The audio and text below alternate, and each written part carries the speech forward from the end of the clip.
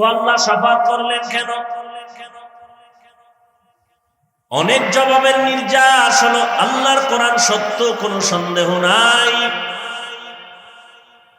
কসম খাইলেও সত্য, কসমের আগেও সত্য, পরেও সত্য। তবে আল্লাহ শপথ করে মানুষের অন্তরকে আকৃষ্ট করলেন।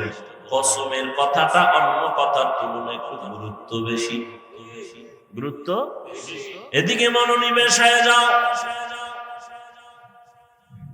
আর যে জিনিসের উপরে কসম করেছেন ওই জিনিসটা বড় দামি। আসমানের কসম করেছেন, আসমান বড় দামি। সূর্যের কসম করেছেন, সূর্য বড় দামি। গোটা দুনিয়াটাকে আলোকিত করে রেখেছে আল্লাহর দেওয়া সূর্যের আলো দিয়া। মানুষ যন্ত্র দিয়া আলোকে কন্ট্রোল করে নিজের মেশিনে ঢুকাইয়া জমিনে মানুষকে আলো দেয়। বিদ্যুৎ দিয়া আবার মাসে মাসে বিল নেয়। আল্লাহ কয় রে গোলাম, সূর্যের আলো দিয়া বান্দা সৌর বিদ্যুৎ চালাইনি, মাসে মাসে বিল দিছো। আমি মাওলার দেওয়া সূর্যের আলো যে ফিরি ফিরি ভোগ করলি, কয় টাকা বিল দিছো? আমি তোর কাছে বিল চাই নাই। অক্সিজেন দরকার, হসপিটালে দৌড়ায় গেছো, অক্সিজেন নাই, নিঃশ্বাস বন্ধ। পাইপ লাগাইয়া অক্সিজেন দিল, মিটারে কম্পিউটারে মনিটরে বিল উঠে গেল, এত লক্ষ টাকা দাও। 1-2 ঘন্টার অক্সিজেন নিয়েছো, আর আমার মাওলার দেওয়া অক্সিজেন ভোগ করছো, কয় টাকা বিল দিছো?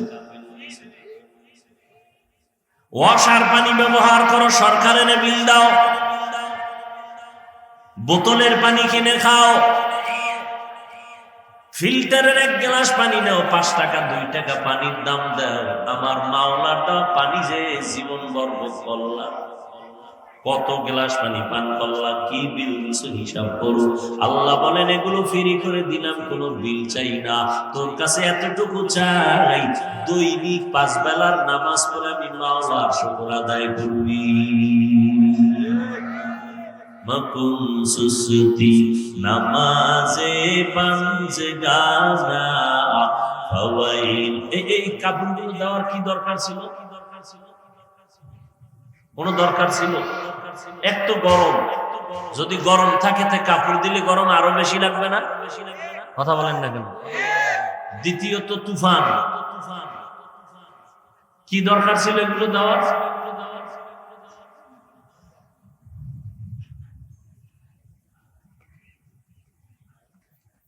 হুদা খরচ করবে, কি বলবো? বললেও ভেজাল, না বললেও ভেজাল। কতটি গেট লাগাইবো? এ থামো, রাস্তায় গেট লাগাইবো 4-5টা, লাল নীল বাতি দিবে, দুনিয়ার টাকা খরচ। গরু কেটে খাওয়াইবো খরচ, আসল জায়গায় খরচ করবো না।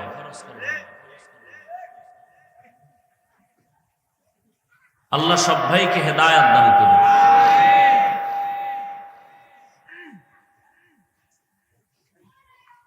ভাইরা আমার,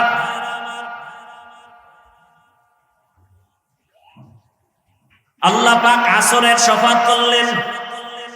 তাহলে বোঝা গেল আসর বড় দামি একটা সম্পদ।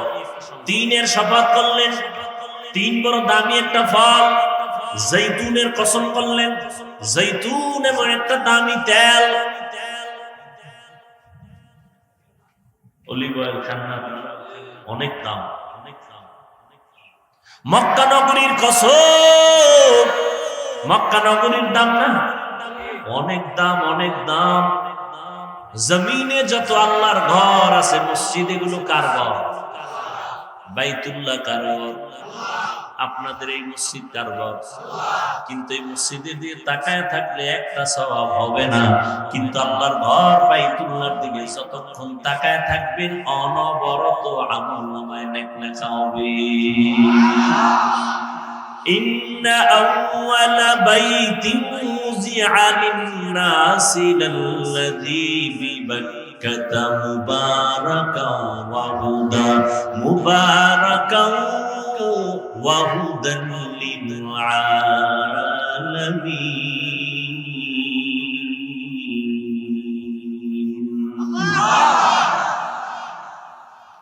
জমিন আল্লাহ বানায় একটা ঘর বানাইছেন, পৃথিবী নামক গ্রহটা বানাইয়া আল্লাহ একটা আগে ঘর বানাইছেন বাইতুল্লাহ। এটা এমন একটা ঘরের দিকে তাকায় থাকবেন সওয়াব। জমিনের মধ্যে আরো দামি দামি ঘর আছে, এত সুন্দর, যেমন আগ্রার তাজমহল আছে না, অনেক মানুষ দেখতে যায়। আমাদের বরিশালে আছে এক মসজিদ, টাঙ্গাইলে আছে বিশাল মসজিদ, বিদেশি পাথর দিয়ে বানানো। যতই সুন্দর টাকা লাগাও কোটি কোটি, একবার তাকাইলেও কোনো সওয়াব হবে না। আর বাইতুল্লাহ যতক্ষণ শুধু তাকায় তাকায় দেখবা আল্লাহর ঘর, নবী বলেন অনবরত আমলনামায় সওয়াব আর সওয়াব। আতিনা ফি দারে দুনিয়া না হাসান, আতিনা ফি দারে উকবানা হাসান, ইয়া গিয়াসাল মুস্তাগীসিন ইহদিনা ইফতিখারা বিল উলুমি ওয়াল গিনা। তুর সিনার কসম, তুর পাহাড় বড় দামি একটা পাহাড়, যেখানে আল্লাহ পাক মুসা নবীর কিতাব দান করেছেন। বনি ইসরাইলের জন্য আল্লাহ পাক আসমান থেকে ডাইরেক্ট খানা পাঠাইছেন, খানা। আর আমি যখন খানা খাইতে কত কষ্ট, খাইতেও কষ্ট, অ্যারেঞ্জ করতেও কষ্ট। আর আল্লাহ বনি ইসরাইলের আসমান থেকে ডাইরেক্ট বৃষ্টির মতো জমিনে আসতো হালুয়া, কুয়াশার মতো দেখতো যে খানা বেরোলেছে। আর পাখির ভুনা বসত, আস্তা পাখি ভুনা হয়ে পড়তেছে বৃষ্টির মধ্যে। বনি ইসরাইল এত বড় চালাক ছিল, নষ্ট চালাক। আল্লাহ সতর্ক করে বলছিলেন, এই নবী, উম্মত যেন চালাকি কইরা আজকের মজা পাইয়া রাইখা না দেয়, কালকে খাবে বইলা আমি ডেলি বানাবো। ওরা খাইয়া কিছু মজা পায়, সব খাইস না, কাল খামিস না। পরের দিন আসমান থেকে খানা বন্ধ।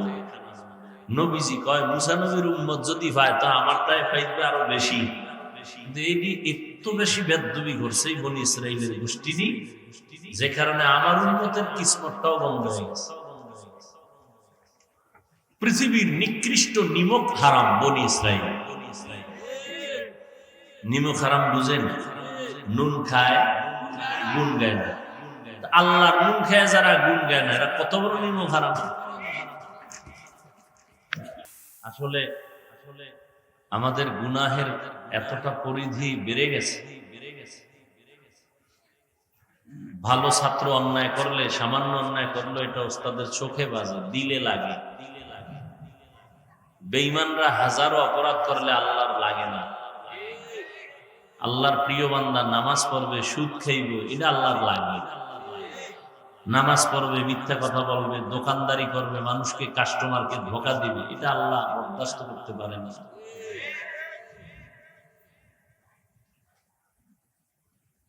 আমাদের গুনার ফল আর কিছুই না। আল্লাহ আমাদের গুনাহ থেকে চির মুক্তির ব্যবস্থা করে দিন। গুনাহের প্রতি আল্লাহ ঘৃণা জমায়া দিন।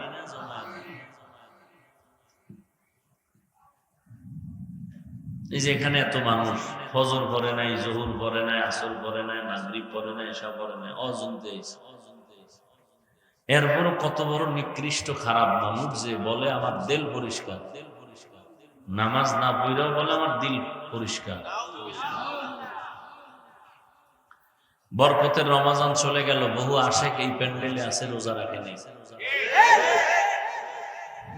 আবার অনেকে রোজা রাখছে, তারাবি পড়ে নাই। আবার অনেকে তারাবি পড়ছে, পুরাটা পড়ে নাই। পুরাটা পড়ে নাই কেন? আমি মুহাম্মদের মানি, ওমরে ফারুকরে মানি না। কি আবেগ! হুজুর আপনার খুব মহব্বত করি, কিন্তু আপনার ছেলেকে না। নবীকে মহব্বত করি, নবীর কলিজার টুকরা ওমরে ফারুককে মহব্বত করি না। আল্লাহকে মহব্বত করি, আল্লাহর বন্ধুদেরকে মহব্বত করি না। না, আল হুব্বু ফিল্লাহ আল বুগযু ফিল্লাহ। কাউকে মহব্বত করব আল্লাহর জন্য, কাউকে দুশমন মনে করব, তাও কার জন্য? আল্লাহর জন্য মহব্বত মানি। আল্লাহ যাকে মহব্বত করেন আমিও তাকে মহব্বত করি। আল্লাহ যাকে মহব্বত করেন না আমিও তাকে করি না। আল্লাহ মহব্বত কাকে করেন? যে সমাজের বড় সুদখোর, গাঁজাখোর, মদ পান করে, নেশাগ্রস্ত। সবই আপনারা অ্যান্সার দিতেছেন, সব বুঝেন, কাজের বেলায় উল্টা কেন? আল্লাহ হেদায়াত দান করুন। সকলের পরিচিত একটি সূরা আমি তেলাওয়াত করেছি, নবীজির একটি হাদিসের অংশ পড়েছি। আল্লাহ বলেন ওয়াল আসর, আসরের শপথ, ইন্নাল ইনসানা লাফি খুসর, নিশ্চিত পৃথিবীর প্রত্যেকটা মানুষ ক্ষতির মধ্যে, অর্থাৎ জাহান্নামে। ইল্লা, কিন্তু, আমানু, যারা ঈমান আছে তারা না, ওয়া আমিলুস সালিহাত, আমলে সালেহ করবে তারা না, ওয়া তাওয়াসাউ বিল হক, ঈমান আমলের দাওয়াত অন্যকে দিবে, তা'মুরুনা বিল মা'রুফ তারা না, ওয়া তাওয়াসাউ বিস সাবর, ধৈর্যের সাথে বাতিলের মোকাবেলা করবে, ওয়া তানহাউনা আনিল মুনকার, এরা না। নবীজি বলেন কুল্লু উম্মতি ইয়াদখুলুনাল জান্নাতা ইল্লা মান আবা, সব উম্মত জান্নাতে যাবে, সব উম্মত। খুশি না আপনারা? নামাজ ছাড়া যদি জান্নাত পায় কপাল কত ভালো।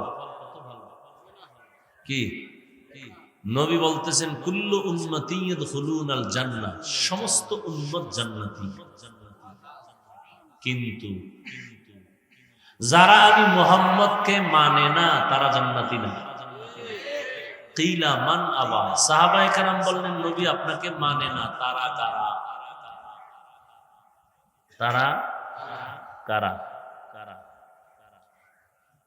খুব খেয়াল করবেন। নবী বলেন যারা আমার আনুগত্য করে তারা জান্নাতি। খুব খেয়াল করেন পয়েন্ট। নবীকে সাহাবাদের প্রশ্ন ছিল, নবী বলছিলেন সব উম্মত জান্নাতে যাবে, যারা আমাকে মানে না তারা যাবে না। সাহাবারা বললেন মানে না কারা? নবী মানে না কারার জবাব দিয়ে বলেন যারা আমার অনুসরণ করে, আনুগত্য করে, ইতাআত করে, ইত্তেবা করে তারা জান্নাতে যাবে। সাহাবায়ে কেরাম প্রশ্ন করলেন আপনাকে মানে না কারা? নবী ওইটার জবাব ডাইরেক্ট না দিয়ে ঘুরায় বললেন যারা আমাকে অনুসরণ করবে, অনুকরণ করবে তারা জান্নাতে যাবে। কথার মধ্যে কিন্তু পেঁচ আছে। সাহাবায়ে কেরাম বললেন নবী আপনাকে মানে না কারা? নবী তো বলতে পারতেন যারা আমার সুন্নত মানে না তারা আমাকেও মানে না। নবী বললেন এ কথার জবাবই দিলেন না। নবী ঘুরায় বললেন যারা আমার আনুগত্য করে, অনুসরণ করে, ইতাআত বা ইত্তেবা করে তারা জান্নাতে যাবে। এখান থেকে একটা পয়েন্ট ভালো করে খেয়াল করবেন। নবীর যারা অনুসরণ, অনুকরণ করে, ইত্তেবা এবং ইতাআত করে তারা কোথায় যাবে? তাহলে এখন বিপরীত শব্দ কি দাঁড়াবে এটা? যারা নবীর অনুসরণ করে না তারা জাহান্নামী। এই তো নবী এটা বলেন নাই। নবী তো এটা বলে নাই যে আমার যারা সুন্নত মানে না তারা জাহান্নামে যাবে। নবী বরং বললেন যারা আমার অনুসরণ করে তারা জান্নাতে যাবে, ইতাআত করে, ইত্তেবা করে। আর যারা কথা দাঁড়ায়, যারা নবীর ইত্তেবা করে না, অনুসরণ করে না, অনুকরণ করে না, ইতাআত করে না তারা জান্নাতে যাবে না। এটাই তো কথা দাঁড়ায়। নবী এটা বলেন না। এখন অনেকে বুঝে নেই নবীকে কে মানে না। নবী তার জবাব দিলেন যারা আমার অনুসরণ করে তারা জান্নাতে যাবে। কে মানে না শব্দের জবাব দিলেন না। যে নবীর অনুসরণ করে সে জান্নাতে যাবে, তো বিপরীত কথাটা কি দাঁড়ায়? যে নবীর অনুসরণ করে না সে জাহান্নামে যাবে। নবী এমনটা না বলে অতটুকু করে এনাফ করলেন, যথেষ্ট করলেন কেন? এখান থেকে আমাদের চৌকান্নতার সাথে একটা কথা মনে রাখতে হবে, নবী সুন্নত একজনে আমল করে না, অনুসরণ করে না, সে জাহান্নামে যাবে। নবী এটা বলেন নাই এবং এটা আমিও বলবো না। তাহলে জাহান্নামে কে যাবে? এই বিষয়ে দুই দল। নবীর অনুসরণ করে না, এর মধ্যে কয় দল আছে? দুই দল। এক দল আগ্রহী আর এক দল বিদ্রোহী।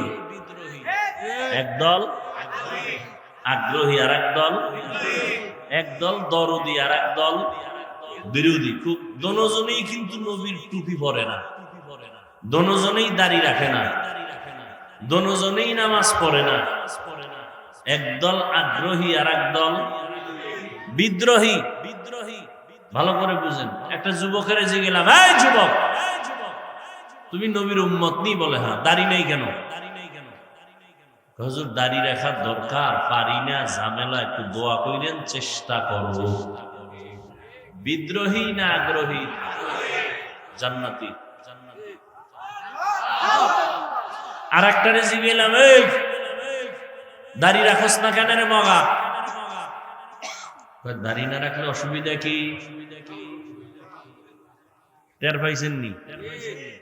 আর একটু হাই লেভেলের চালাক যদি হয় বেয়াদব, সে বলবে দাড়ির মধ্যেই কি ইসলাম? আগ্রহী না বিদ্রোহী? জাহান্নামী। দোনোজনেই দাড়ি রাখে না, একজন আগ্রহী আর একজন। আগ্রহীকে গালি দেওয়া যাবে না, বিদ্রোহীকে ছাড় দেওয়া যাবে না, সুযোগ পেলেই জুতার বাড়ি। ব্যবধান আছে না নাই? একজনে নামাজ পড়ে না, তাকে গালি দেওয়া, আর একজনে নামাজ পছন্দ করে না, তাকে ছাড় দেওয়া যাবে না। একজন আগ্রহী আর একজন আগ্রহী মুমিন, বিদ্রোহী বেঈমান। মাওলা চাইলে হবে, না চাইলে দেখছেন নি কারবার। আল্লাহ যুবকদের আয়োজন আল্লাহ কবুল করেন। ওয়াজ তো প্রতিদিন শুনেন, মোবাইলে শুনেন, এটা কামিয়াবি, সফলতা না। মানছেন কতটুকু, এটা সফলতা। সারা রাত বয়ান শুনলেন, কলিজা ঠান্ডা করে ফজর বললেন না। বাসায় গিয়া মোবাইলের মোরাকাবা করবেন। আমরা মোনাজাত ধরি বইয়া, আপনারা মোনাজাত ধরেন হুইয়া, মাঝখানে মোবাইল লইয়া। এই বয়ান শুনে কি লাভ? তাহলে নবীর অনুসরণ করে না, যে করে না তাকে ডাইরেক্ট জাহান্নামী বলা যাবে? আগে তদন্ত করতে হবে, সে কি আগ্রহী না বিদ্রোহী। কি খুব কঠিন কথা। একজনে রাজনীতি করে না, আর একজনে ইসলামের রাজনীতি পছন্দ করে না। দুইজন এক নি, একজন আগ্রহী আর একজন আগ্রহী মুমিন, বিদ্রোহী বেঈমান। ছোট কথা কিন্তু ওজন অনেক বড়। বুঝছেন কিনা আল্লাহই ভালো জানেন। আল্লাহ বুঝার তৌফিক দান করেন। আসেন এবার সূরাটা নিয়ে কিছু কথা বলি, যদি আল্লাহ বলেন। আল্লাহ আমাদের তৌফিক দান করেন। ওয়াল আসর, এই সূরাটা তো সবাই জানে, যারা কোরআন শরীফ পড়তে পারেন না তারাও জানে। শুনতে শুনতে মুখস্থ হয়ে গেছে, ঠিক না? একবার পড়েন, বিসমিল্লাহির রহমানির রহিম।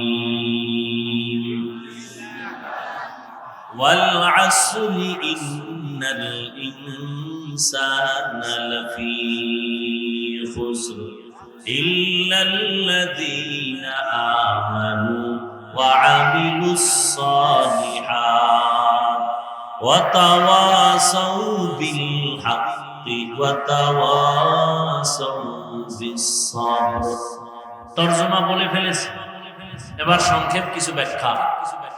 আল্লাহ সূরার শুরুতে কসম করলেন, শপথ করলেন, আসরের শপথ।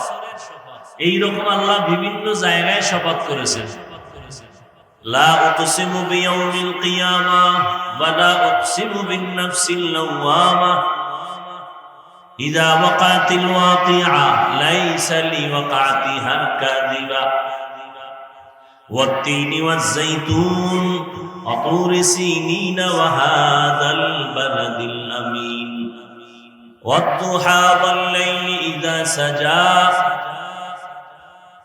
والسماء ذات البروج واليوم الموعود وشاهد ومشهود والشمس وضحاها والقمر إذا تلاها والنهار إذا جلاها والليل إذا يغشاها والسماء وما بناها والأرض وما طحاها ونفس وما سواها فألهمها فجورها وتقواها আল্লাহ বারবার শপথ করলেন সূর্যের কসম, সূর্যের আলোর কসম, রাতের কসম, রাতের অন্ধকারের কসম, তারকারাজির কসম। সূর্য চলে যেই পথে বুরুজ, ওই বুরুজে বিশিষ্ট আসমানের শপথ, চাষতের সময়ের শপথ, তিনের কসম, জাইতুনের কসম, তুর সিনা তুর পর্বতমালার কসম, নিরাপদ শহর মক্কা নগরীর কসম, ওয়াল আসর আসরের কসম।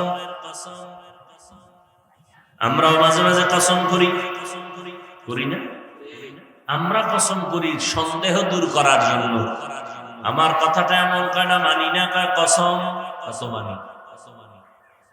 আল্লাহ শপথ করলেন কেন? কোরআনে সন্দেহ আছে দূর করার জন্য। আল্লাহ বলেন লা রাইবা ফীহ, কোরআন এমন একটা কিতাব ১৫০০ বছর হয়ে গেল, আজ পর্যন্ত আল্লাহ চ্যালেঞ্জ দিয়ে দিয়েছেন কোনো ভুল নাই। বহু পণ্ডিতেরা ভুল বের করার জন্য ১৫০০ বছর পর্যন্ত অপচেষ্টা করল, একটা ভুল বের করতে পারে নাই, বরং কালেমাওয়ালা মুসলমান হয়ে গেছে। ই কালামে জিন্দা কুরআনে হাকিম হিকমতে উলায়া জালসতু কদিম বখা কুরআ কালামুল্লাহ বশনো কদিমাস্তি কদিমাস্তি নাইনো। আল্লাহর কালামে কোনো ভুল নাই, সন্দেহের অবকাশ নাই। তো আল্লাহ শপথ কেন করেছেন? এর অনেক জবাবের মোট নির্যাস হলো আল্লাহর কোরআন সত্য, কোনো সন্দেহ নাই। দুনিয়ার মানুষ তোমরা মানলেও সত্য, তোমরা যদি আল্লাহর কোরআন না মানো তখনও আল্লাহর কোরআন সত্য। চ্যালেঞ্জ দেওয়া। আল্লাহর দেওয়া যত কিতাব আছে, তাওরাত, জাবুর, এই মুখস্থ করেন। তাওরাত কি? তাওরাত, এরপর কি? জাবুর, এরপরে ইনজিল, হ্যাঁ, আরো আরো, এগুলো আল্লাহর দেওয়া। আর কিছু কিতাব আছে মানুষের তৈরি করা, গীতা, মহাভারত, রামায়ণ, বেদ, কুরআন, দীঘানিকা, জেন্দাবেস্তা, বাইবেল। তাওরাত জবুরের দুইটার সমন্বয় এডিশন বানাইছে বাইবেল। সবগুলোর মধ্যে মন করা ঢুকাইয়া ভেজাল করেছে, কিন্তু ১৫০০ বছর আজ হয়ে গেল, আরো বেশি হয়ে গেল। আল্লাহর কোরআনের একটা কোনো ভুল, কোনো ভেজাল বের করতেও পারে নাই, ঢুকাইতেও পারে নাই। পারছে কেউ?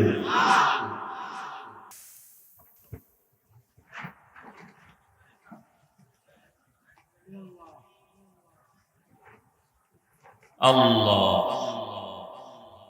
আসরের শপথ করলেন আমার আল্লাহ।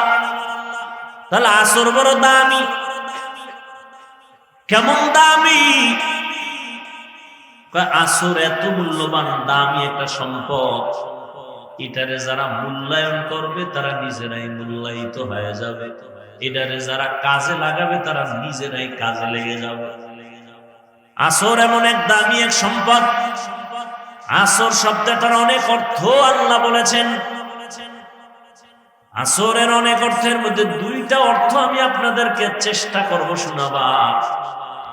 আল্লাহ শপথ করে সামনে যে কথাগুলো বলেন এটা আরো গুরুত্ব। আল্লাহ বলেন ইন্না নিশ্চয়ই আল ইনসান পৃথিবীর সব মানুষ একজনও বাদ নাই লাফি আবার লাম তাকিদ নিশ্চিত খুসর ক্ষতিগ্রস্ত জাহান্নাম। খেয়াল করেন আল্লাহ একদিকে শপথ করলেন কথা মজবুত হয়ে গেছে, আবার ইন্না তাকিদ দিলেন, আবার লাফির লাম তাকিদ দিলেন, দিয়া এতগুলো তাকিদের সিল মারলেন যে স্টাম্প তো একটা দামি, এর মধ্যে যদি আবার সিল লাগে তা আরো দাম বেড়ে গেল, মজবুত, ঠিক না? তাহলে আল্লাহর কথা তো দামি, কসম খায়া সিল লাগাইছেন একদম, আরো তাকিদ দিছেন দুইটা, ইন্না এক তাকিদ, লাম তাকিদ লাফি, সব তাকিদ দিয়া কয় কি সব মানুষ জাহান্নামী। সব মানুষ কার কথা? সন্দেহ আছে? আল্লাহ কসম খাইলেন, দুই তাকিদ দিলেন, নিশ্চয়ই অবশ্যই পৃথিবীর সব মানুষ, একজনে এই মানুষের আওতার বাইরে না। আমেরিকা, লন্ডন, লেবানন, পৃথিবীর যেখানে যত মানুষ আছে সব মানুষ জাহান্নামী। আল্লাহ কসম খেয়ে বলেন সব জাহান্নামী। তাহলে অশুনে লাভ আছে কোন? আল্লাহ তো ফাইনাল অ্যান্সার দিয়েই দিয়েছেন, কসম খায় বলছেন সব মানুষ জাহান্নামে যাবে। একটু শুনে বাড়ি যাবেন, বিশাল ফেসলা লাগবে কি? আল্লাহ বলেন আমি কথা শেষ করি নাই, কিন্তু নামের ব্রেক লাগায় দিলাম। ইল্লা সব মানুষগুলো জাহান্নামে যাবে, কিন্তু আছে না নাই? কিন্তু লাগায় দিছেন। আল্লাহ কয় 4 গুণ আলা মানুষ জাহান্নামে যাবে না। কয় গুণ? সব মানুষ জাহান্নামে যাবে, 4 গুণ আলা মানুষ জাহান্নামে যাবে না। আল্লাহ এই জায়গায় কঠোরতা অবলম্বন করছে। আগে কি ওই কই না আমরা আগে দিতা, আল্লাহ এটা কঠোর করছে, সব মানুষ জাহান্নামী জাহান্নামী জাহান্নামী। না না, একেবারে ফিরে যাস না, 4 গুণওয়ালা মানুষগুলো জান্নাতে যাবে। কয় গুণ? আমরা নবী একটু দয়া বেশি না, নবী একটু আগে মিডা লাগাই দিছে, সব উম্মত জান্নাতে যাবে। কুল্লু উম্মতি ইয়াদখুলুনাল জান্নাহ, সব উম্মত জান্নাতে যাবে। নবীর প্রথম কথা সব জান্নাতি, আল্লাহর প্রথম কথা সব জাহান্নামী, কিন্তু 4 গুণালারা জান্নাতি। নবী কয় সব জান্নাতি সব জান্নাতি সব জান্নাতি, কিন্তু আমি মুহাম্মদের যারা মানে না তারা জান্নাতি না। নবীরে কারা মানে না বলছি না? নবীকে মানে না কারা? বলে বিদ্রোহী যারা। কারা? আগ্রহী যারা, তারা কিন্তু নবীরে মানে। যদিও সাময়িকভাবে নামাজ পড়তে পারে না, দাড়ি রাখতে পারে না, টুপি পড়তে পারে না, কিন্তু দিলে চায় টুপি পড়বে, মাঝে মাঝে পড়িয়েও ফেলায়। এই মানুষগুলো এক সময় না এক সময় হেদায়েতের দরজায় ফিরিয়ে আসে। আর বিদ্রোহী যেই বদমাশ গুলো, ওটা হেদায়েতের দরজাও তালাশ করে পায় না। নামাজ না পড়লেও দিল পরিষ্কার, কথায় কথায় চায়ের দোকানে আলেমের গালি দেয়, মসজিদে 1 টাকাও দান করে না, মাদ্রাসায় দান করে না, বারবার হিসাব চায়। যারা দান করে তারা চায় দোয়া, যারা দান করে না তারা চায় হিসাব। বুঝেননি? আগ্রহীয়া বিদ্রোহী আল্লাহ হেদায়েত দান করে। জিন্দেগি মে বন্দগি তু করনা হে, जिंदगी में बंदगी तू करना है,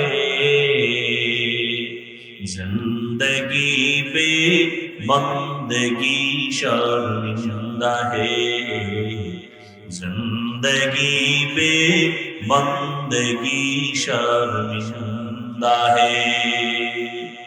दुनिया में हो दुनिया का तो पुकार न हो, बाजार से गुजर हो खरीदार न हो। ये दुनिया एक मिसले कागज फूल है, ये दुनिया एक मिसले कागज फूल है, जिंदगी में बंदगी तू कर है, जिंदगी में बंदगी तू कर है, जिंदगी बे बंदगी शर्मिंदा है, जिंदगी बे बंदगी शर्मिंदा है, जिंदगी में बंदगी कुन बंदगी, बंदगी बे जिंदगी शर्मिंदगी। আল্লাহ বলেন সব মানুষ জাহান্নামে যাবে, 4 গুণওয়ালা মানুষ জান্নাতে যাবে।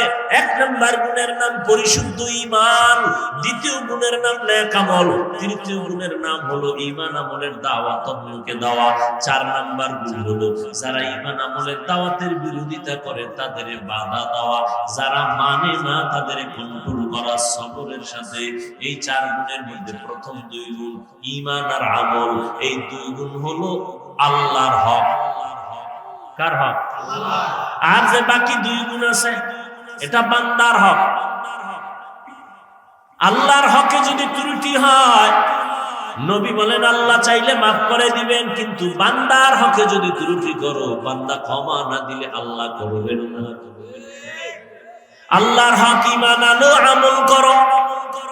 বান্দার হক হইল ঈমান আমলের দাওয়াত, ছেলেকে দাও, মেয়েকে দাও, ভাইকে দাও, স্ত্রীকে দাও, প্রতিবেশীকে দাও। যারা বিরোধিতা করে তাদের বাধা দাও।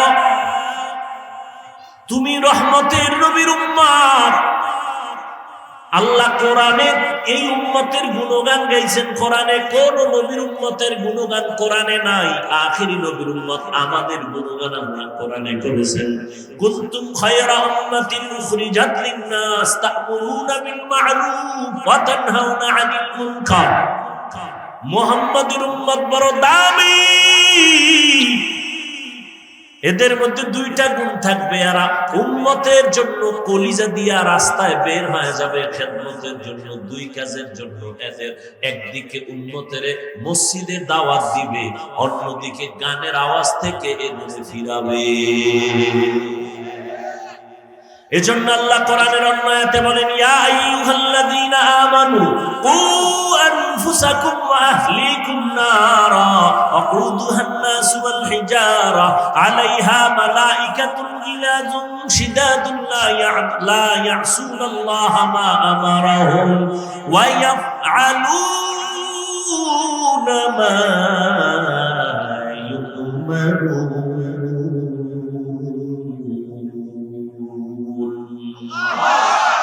ও মুমিনেরা, জাহান্নামের আগুন থেকে নিজেকে বাঁচাও।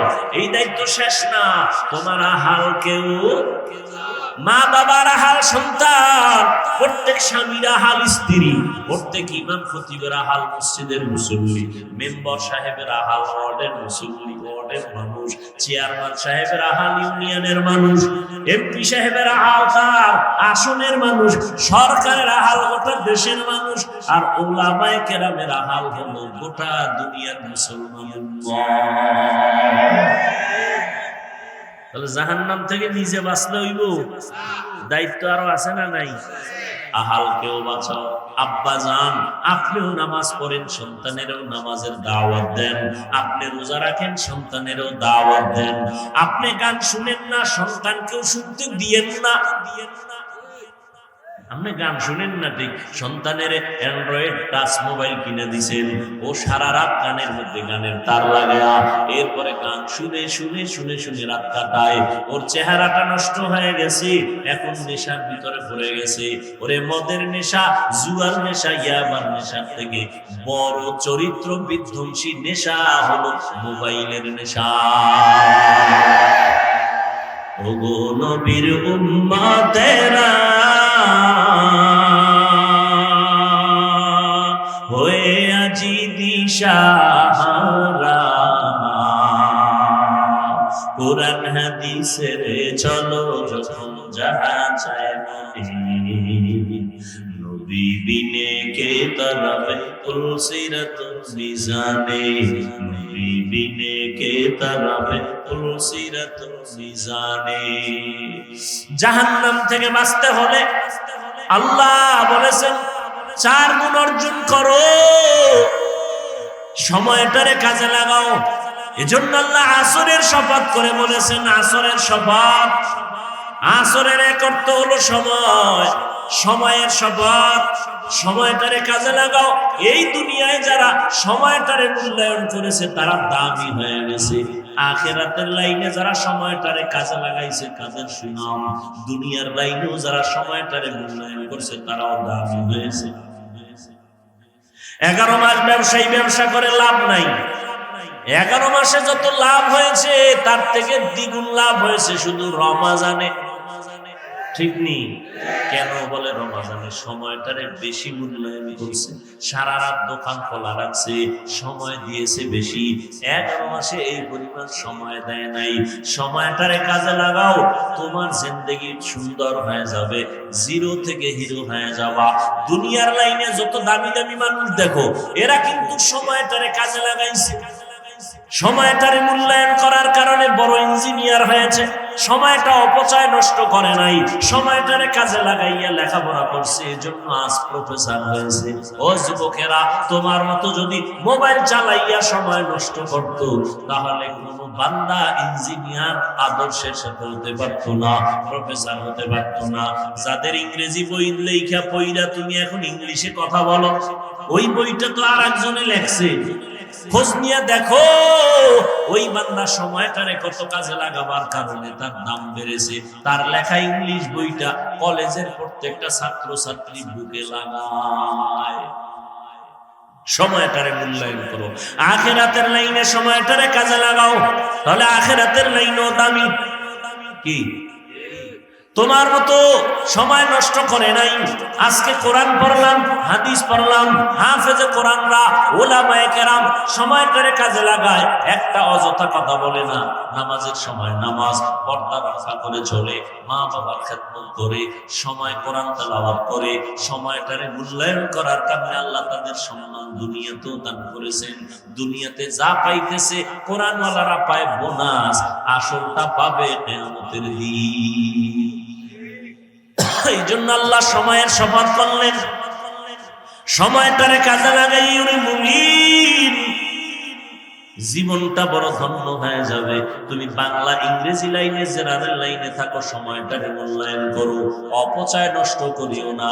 মাও ভালো জানবে না, বাবাও ভালো জানবে না, কিয়ামতের দিন খালি হাতে মাওলার আদালতে হাজির হতে হবে। সময়টারে কাজে লাগাও, একটা সেকেন্ড যেন তোমার সময়ের থেকে অবহেলায় চলে না যায়। বন্ধু নিয়ে পার্কে দৌড়াও, বান্ধবী নিয়ে পার্কে পার্কে দৌড়াও। ওরে বাবা, এখন তুমি ঘুরতে যাও না, এখন তো তোমার ঘোরার সময় না। তুমি লেখাপড়া কইরা সম্মানের চেয়ারে বসো, তোমার টাকা দিয়া ঘোরা লাগবে না, আল্লাহ ভিন্ন মাখলুকাতের টাকা দিয়া তোমারে ঘুরাইবে। কি আল্লাহ পারে না? তুমি এখন তোমার টাকা দিয়ে যে যাও সিফা সাফায়, কেউ চিনে? আর সম্মান অর্জন করো, লেখাপড়া করো, ইঞ্জিনিয়ার হও, ডাক্তার হও, তোমাকে বাংলাদেশের মানুষ মাথায় লয় না। কি এরকম সম্মানিত ডাক্তার নাই? তোমার মতো গাঞ্জা খায়, ইয়াবা ট্যাবলেট খায়, বিদেশ পর্যন্ত আমার দেশের ডাক্তারকে হায়ার করে নিয়ে যায়, আছে না নেই? তুমি ওই লাইনের ডাক্তার হও। তোমাকে তো মাওলানা হওয়া লাগবে এটা তো বলি নাই, হুজুর হইতে হইবে এটা তো বলি নাই, কওমি মাদ্রাসায় পড়া লাগবে এটা তো বলি নাই, তাবলীগ করতেই হবে না হয় জাহান্নামে যাওয়া এটা তো বলি নাই। তুমি ডাক্তার হও, আদর্শ ডাক্তার হও, আদর্শ ইঞ্জিনিয়ার হও, আদর্শ প্রফেসর হও, আদর্শ ব্যবসায়ী হও, আদর্শ চাকরিজীবী হও। আদর্শ আদর্শ আদর্শ মানে পৃথিবীতে শ্রেষ্ঠ আদর্শ একজন আর রহমতুল্লিল। এছাড়া কারো আদর্শ নিলে তোমার কপাল শান্তি নেই। রহমতের নবীর আদর্শ নেও, জীবন ধন্য। ডাক্তার হইয়াও তুমি ধন্য, ইঞ্জিনিয়ার হলেও তুমি ধন্য। রসুলের আদর্শ লালন করো, মরে গেল তুমি অমর হয়ে থাকবে। এখনো সময় আছে, তওবা করো। চোখের সামনে কত যুবকের লাশ, ঘুমের বিছানায় লাশ, গাড়ির নিচে যুবকের লাশ, পানির নিচে যুবকের লাশ। কয়দিন আর দুনিয়াতে বাঁচবারে বাবা? চোখের সামনে কত যুবক কবরের বাসিন্দা হয়ে গেল, কেউ তার নাম নেয় না। সুনাম অর্জন করতে যদি চাও, শরীরটা সুস্থ রাখো, চরিত্রটা ভালো রাখো। এই শরীরটাও সুস্থ রাখতে হলে, চরিত্র ভালো রাখতে হলে মোবাইলের থেকে নিজেরে বাঁচাও। মোবাইল তোমার শরীরটাও নষ্ট করে, চরিত্রও নষ্ট করে। তোমার বয়স মাত্র 25 থেকে 30, অথচ 40 পর্যন্ত তোমার চেহারার উজ্জ্বলতা নষ্ট হবে না। মাত্র 25 থেকে 30-এর মধ্যে তোমার চেহারা কার্টুন কার্টুন ভাব, ঠিক নেই?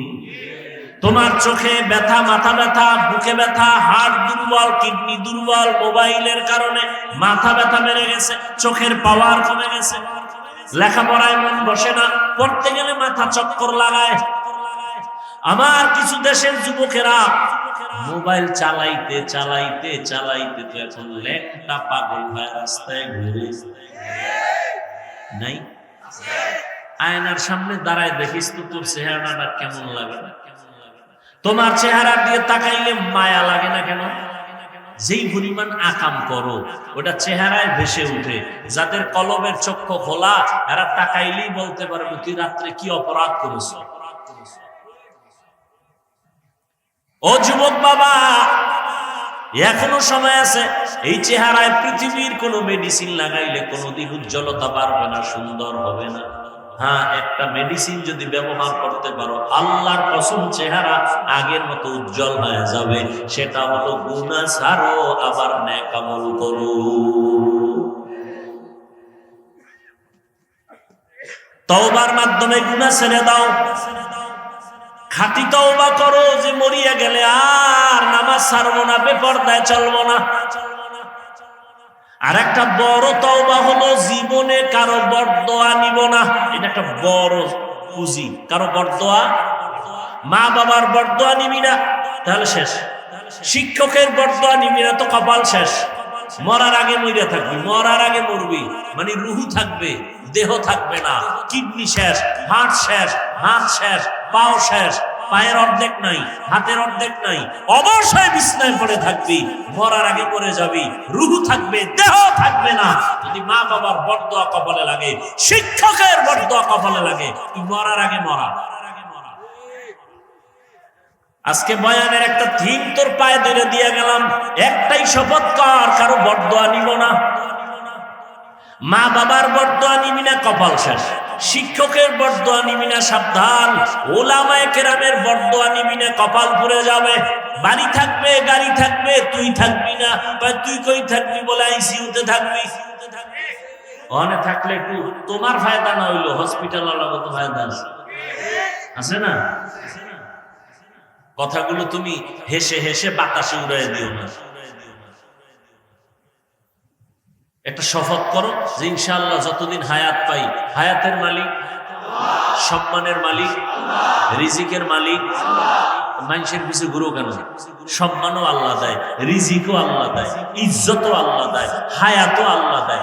মানুষের পিছনে গোলামি করো কেন? কই করোনা গেল, হুজুরেরা না খায় মরছে। স্কুল বন্ধ, কলেজ বন্ধ, ফ্যাক্টরি বন্ধ, গাড়ি বন্ধ, দোকান বন্ধ, সব বন্ধ। একটা মাদ্রাসাও তো বন্ধ হয় না। কোন হুজুর তো ভিক্ষাও করে না, না খায় মরি টাকা দাও। তুমি তো মাস্কের উপরে মাস্ক লাগাইছো, করোনা করোনা। আর হুজুরেরা তো ওই লাশগুলো কান্দে নিয়া, গোসল করাইয়া, কাফন করাইয়া, জানাজা পড়াইয়া দাফন করাইছে শত শত করোনার লাশ। ওই হুজুরেরা তো করোনায় কেউ মরে নাই।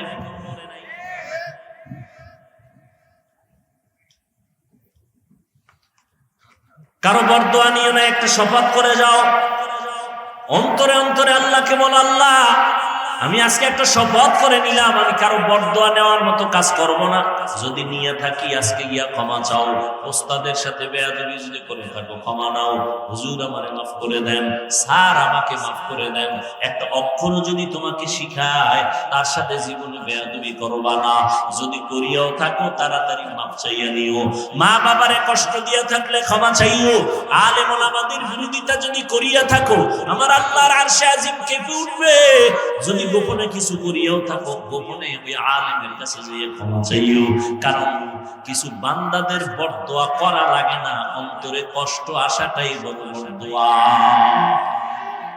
লিকুল্লি শাইইন জিনাতুন ফিল ওয়ারা ওয়া জিনাতুল মারই তামামিল আদাবি আজ খোদা খাইমে তৌফিক আদো। এক বেলার নামাজও বাদ দেয় না, আছে নাই? তোমার কপাল এত খারাপ কেন? কার অভিশাপ লাগছে যে তুমি পড়তে পারো না নামাজ? RAB, army, police, BDR, doctor, professor, engineer 5 বেলার নামাজ পড়ে তুমি কেন পারো না রে বাবা? এখনো সময় আছে, তওবা করে নাও। রাস্তায় গাড়ি চালায়, ড্রাইভারি করে, আজান হয়ে গেছে, গাড়িতে তালা লাগায় মসজিদে নামাজে ঢুকে গেল, তুমি কেন পারো না রে বাবা?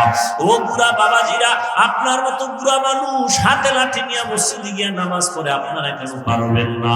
ও পর্দার আড়ালের আম্মা জান বোনেরা, আপনাদের মতো কত মা কত বোনেরা পর্দা রক্ষা করে চলে, স্বামীর মাল হেফাজত করে, মোবাইলে সময় নষ্ট করে না, নামাজ ছাড়ে না, পর্দার বাহিরে চলে না, নবীর তরিকায় চলে। ও মা, আপনারা কেন পারবেন না? ও বোনেরা, আপনারা কেন পারবেন না? আল্লাহ তো তওবার দরজা খুলে ডাকতেছেন, এখনো সময় আছে, তওবা করে নেন। মরিয়া গেলে যাব।